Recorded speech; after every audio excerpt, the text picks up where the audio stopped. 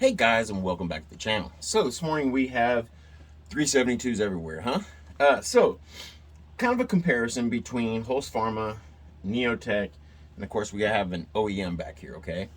Um, so let's get to it. This one is the one that you guys have seen a lot. It normally has the noisy cricket pipe on it. It's being lent back to its original saw, which is the white and gray one. I'm going to build another one for this one.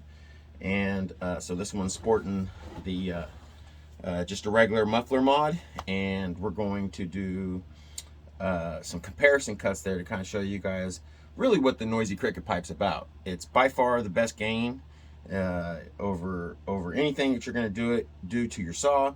Muffler mod is very essential, guys, as far as if you want better performance. Now obviously you want to do it in coordination with the whole thing. So you do a slight port job for a good work saw, and then good muffler mod, and all the way around you have a decent gain. So this one's got the full wrap on it, and really liking it. The Husqvarnas, I cut my teeth, so to speak, with the Husqvarna, and I really like the Husqvarnas, I do. However, the Neotecs recently got into, but I really like them more for their steel clones, okay? At least in my experience. And so really digging them. This gray one, I changed some of the port numbers in it through well, let's finish this one real quick. Really happy with this one. It has the Montello top end 52 millimeter big bore in it, and slightly ported, and for a work saw, and it's a beast. I really like this saw. You guys have seen lots of videos on it. It's just got a high top orange on it today. It's been running this 372 from Neotec's top cover lately, and I'm giving it back to it. We're gonna paint this one to match the black. So there you have it. Really happy. These are actual OEM full wrap. Comes with the West Coast dogs. They're really cool. I've got 3 or 4 of them. When it comes to working with a saw all day long, I just really like them. I really do. So let's throw this one to the side real quick. Here is the Neotec. So cosmetically, let's start there. Y'all know how I love my cosmetics. Really cool looking saw. It really is.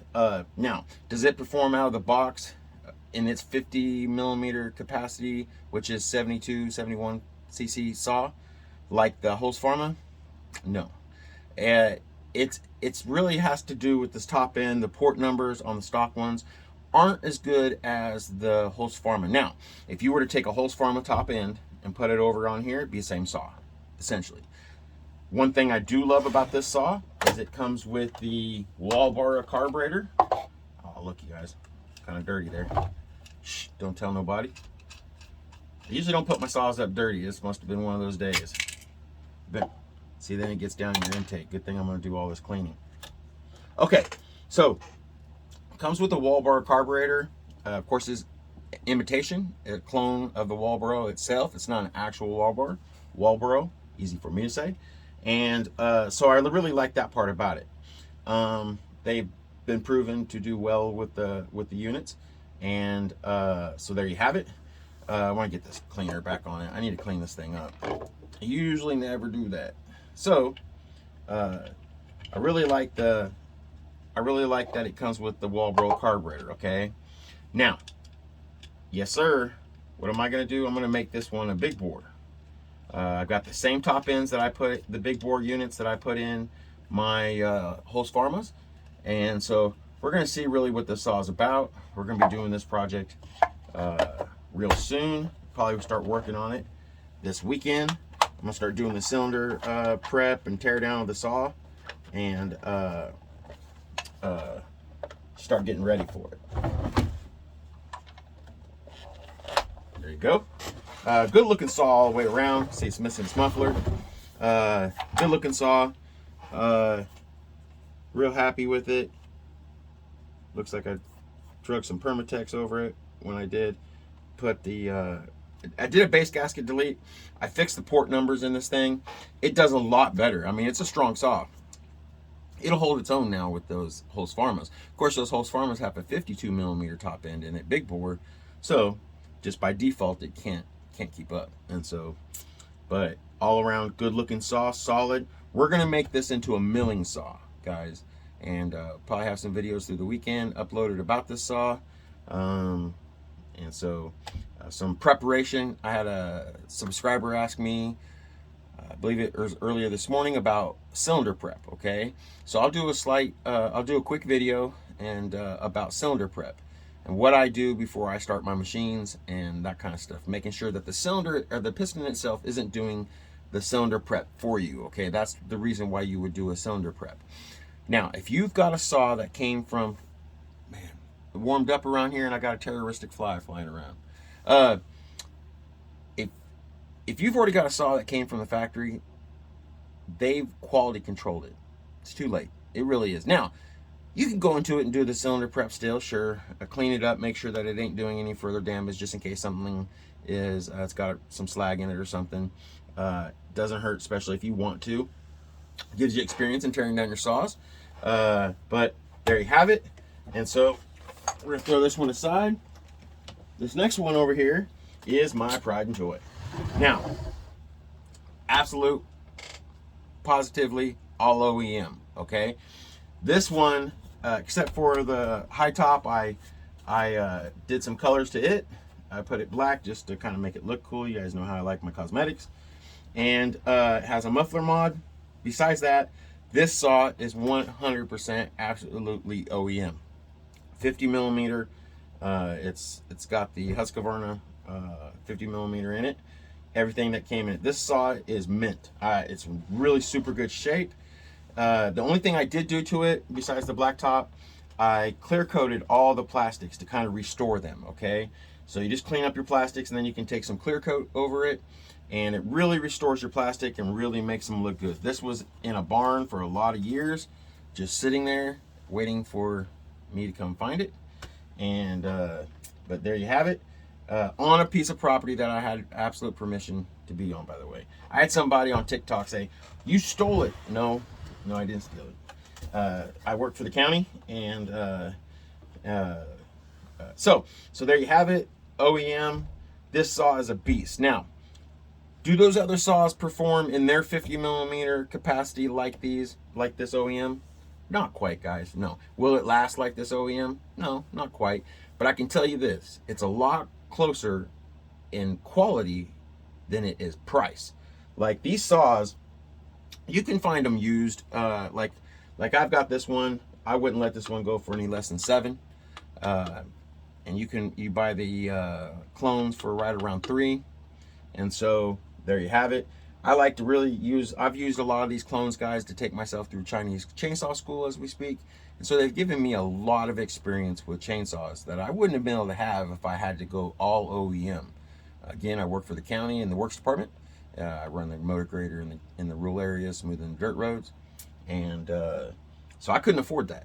There's just no way I could do all these OEM saws. Now, and so then got into buying and selling, and here we are. So too many saws, guys, to count. And so now we're making a partial living off of it, okay? We also deal in a lot of OEM saws too. You guys I probably should start showing more of that. And we do a lot of local repair around here for farmers and that kind of stuff, tree services. And so it works out great. But yeah, this 372 is an awesome machine. Back to the cylinder prep. Okay, so something that I do when I'm doing my cylinder prep. Now, I want to explain something to you guys, okay? This is not a how-to video, okay? I want to stress the point of don't get in there and screw up your guys' cylinders, okay? We're going to start there, okay? But I would suspect that if you're wanting to do some cylinder prep, you're probably a little more advanced than the regular homeowner saw guy, so to speak. So with having that in mind, I'm going to show you how I do it, okay? And there's a lot of videos out there on how to do it. And so do your homework. Don't just take one guy's opinion, including myself, as completely biblical, okay? But here we have it. I've had good success with the way I do things. This cylinder here is actually off this is an OEM 460 that come off that we're getting ready. I've got some, just finally had all the parts come back in where we can actually do it. But see, hoping you guys can see the champion in there. And basically all that means is taking it, beveling it at an angle to make sure that once you've cleaned up your cylinder, that you've not left any rough spots, okay? You want to go in there, any kind of cylinder improvement, like I widen the exhaust. This one's probably about 65% of the bore size. You want to go in there to your exhaust side and you want to polish. What I do is I take some sandpaper and an old drill bit with my Dremel, okay, and I tape it on there and spin it around. I use WD-40, found that trick here on YouTube, and I go around it and it'll make like a grayish paste, and you just keep working that thing. Now, you could literally just use that tool to do all your cylinder prep. I mean, let me take that back. To do all your widening, do everything, because it takes a little at a time. By the time you go around, okay, everything, and shined up everything and kind of widened it out a little bit at an angle on each side towards the top of the cylinder, meaning top dead center. You've changed your numbers slightly, and you've also improved your getting the heat out of your saw. You've made it to where you're not going to have as much carbon buildup. That's one of the reasons why you want a really nice shine to it, for you don't get any carbon buildup, okay? But you want to go through there, so if you're just doing a cylinder prep, you're wanting to go in there and polish your exhaust, just as I said, and be real careful. Make sure you don't hit the inside of your cylinder plating, okay? You can eat away at it at an angle, that's fine, from the exhaust port side, with your Dremel, so to speak, but you don't want to hit the inside of this with anything really abrasive, okay? And once you're done, you want to go into it. Then now bring your Dremel tool up at an angle and kind of chamfer it. You bevel it just a little bit, okay? Just a little bit, okay? And what you're wanting to do, the reason you're doing that, is to make sure you don't have any kind of, from you polishing and everything, kind of makes like an overhang. You could feel the roughness if you just go around the side. So you're taking that off, okay? And especially you don't want to go down too much of your bevel, okay? And you want to do the same thing with your transfers, okay? Or your lower side. Just make sure everything's clean in there. Something I like to use for that is low abrasive, it's like a 300 grit. I put one of these. You can get these off of Amazon, okay? That's just a abrasive wheel, okay? And you can go in actually on the plating with these, okay? And you don't want to sit there all day long with it, but you can use this on the plating and go around, and anywhere you feel something that's rough, you want to kind of hit it for a little bit and make sure that it's all clean. You notice it comes out from the metal part here, so it's got plenty of padding. You can get in there and even get back into the crevice a little bit, and it'll clean up your bevels, your other portions. And you just go in there and clean everything up, make sure everything's good, okay? Take your finger and run it around the cylinder and make sure that it's solid, that there's nothing, that is all smooth, rather, okay? When you've completely done that, you want to take it in there to your wife's sink, sorry wives, and fully take soapy water and clean that puppy out good, really good. Wash it out, make sure you're not leaving any residue behind, because this will be sandpaper to your top end, okay, and your bottom end. And so there you have it. The rule of cylinders is you want a smooth exhaust, rough, leave the intake rough. This one's kind of smoothish just because of the nature of the beast of what I'm building. I can show you on this other one that I'm building. It's a 381 parts kit from Neo. I've left this one's kind of hogged out. It's heavily ported, and you can see how I left it rough there, okay? And all that does is encourage fuel disruption, meaning as the flow comes through, it takes the fuel and vaporizes it better. And so there you have it. So that's what I do. There's a little bit of cylinder cleanup. Now, I use a muffler paint, and I say paint loosely. It's more like it's lightly put on there. It doesn't have, I've tested it for heat purposes to ones that didn't have the paint on it, and the temperature is no different. Okay, so it's not blanketing nothing, and it's not doing any kind of problems like that. And so, good morning. Hi. Say hi to YouTube. Say hi. Hi. Okay, go back in there with Mama for just a little bit. I'll come get you and when I'm done with the video. Okay, baby? Okay. Okay, Daddy, come see you in a minute. Go in there with Mama. Okay, guys. So that's how I do cylinder prep. You just want to make sure you got a decent little bevel everywhere in there. Okay, and they call it champering, but you want to go in there and make sure you have a nice little bevel on your exhaust anywhere you've touched and clean everything up. You just want to make sure nothing hangs up. Okay. I blanket these. I spray these with exhaust paint. Kind of makes them look cool, brings out the shine. And I also, not because I think I'm a big shot, but I put my initials in it, Major Picks. But because if I have a saw come back, I want to know if I've done work to the cylinder or if that cylinder was stock. Okay, it's the reason I do it. Okay, kind of look cool.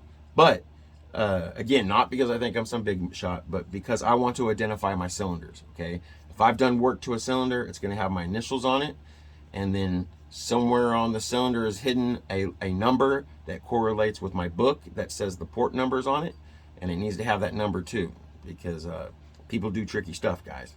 Okay, and same thing with this OEM. Same thing. I got my initials in it at the top.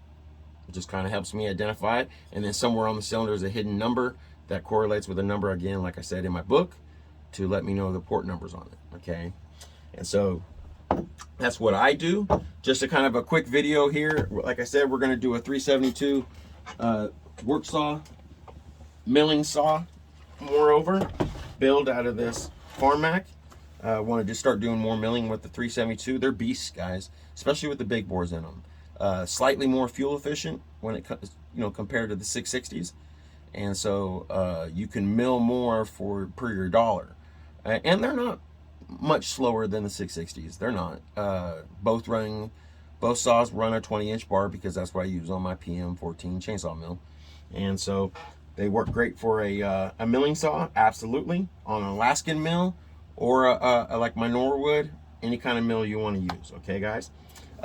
Another mill, I'm gonna show you guys real quick. You know what I started off with milling? This is a Timber Tough jig.